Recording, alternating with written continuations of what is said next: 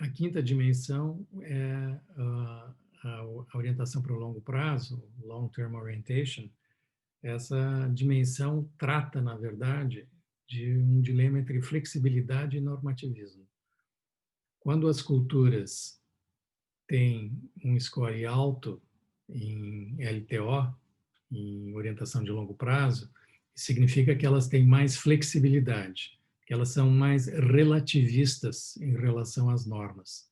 Ou seja, elas aplicam as normas dependendo da situação, dependendo de quem está envolvido na situação, dependendo das circunstâncias, tudo é relativo e existe mais flexibilidade na aplicação de normas em função dessas situações. Quando o score é baixo, se diz que essas culturas têm baixa LTO, baixa orientação de longo prazo, essas culturas são mais normativas em termos de normas sociais, ou seja, não é não e não tem exceção. A regra é a mesma para todos, independente da situação. Tá? Os exemplos são de baixa flexibilidade, cultura muito normativa, é a cultura alemã. Né? Nein é nein, não é não, e não tem exceção.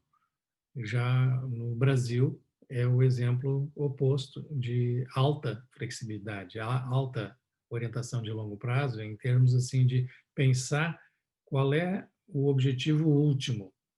Tá? Não é orientação de longo prazo em termos de planejamento, por exemplo, né? Mas é pensar assim, o que eu quero em última instância. E então existem vários caminhos para conseguir o que eu quero. E aí entra a flexibilidade. Dependendo da situação, eu faço isso, eu faço aquilo, porque o que importa são os fins. E os fins justificam os meios. Então eu posso usar vários meios para conseguir chegar ao meu fim. Quando a sociedade é normativa, a ideia é de que não, existe uma maneira certa de fazer as coisas e todas as outras maneiras estão erradas. Não existe a flexibilidade de que os fins justificam os meios. Tem que usar um meio só que é aceitável. Os países asiáticos, a maioria deles, tem uma grande flexibilidade. Aliás, essa dimensão ela foi identificada a partir da pesquisa dos países, de vários países na Ásia. É. A flexibilidade, um bom exemplo no Brasil é justamente o jeitinho brasileiro, né? Que se dá um jeitinho para poder chegar num resultado, né? Às vezes com pouco recurso, enfim, mas a gente dá um jeito, né? Existe uma palavra parecida também na Índia, a Índia tem uma coisa parecida, né? Com esse jeitinho brasileiro. Com o jeitinho brasileiro, né? Como é tudo sempre comparação, né? A gente pode dizer sem dúvida que o Brasil tem mais flexibilidade do que a Holanda, mas a Holanda tem mais flexibilidade do que a Alemanha. Por exemplo. Tá?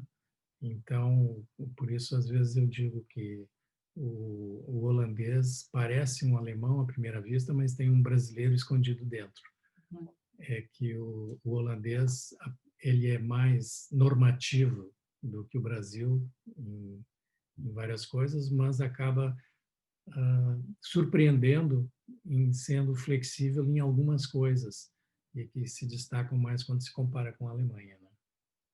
Ou até nos Estados Unidos. Também, o holandês é mais flexível do que o americano. Né?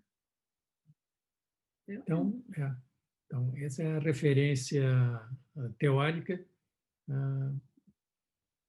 para se consultar em relação aos exemplos práticos do dia a dia que se referem a essas dimensões. Pode dar uma olhadinha nos nossos vídeos, no nosso canal, onde nós temos, então, vários exemplos práticos de como é que funcionam as culturas do Brasil e da Holanda.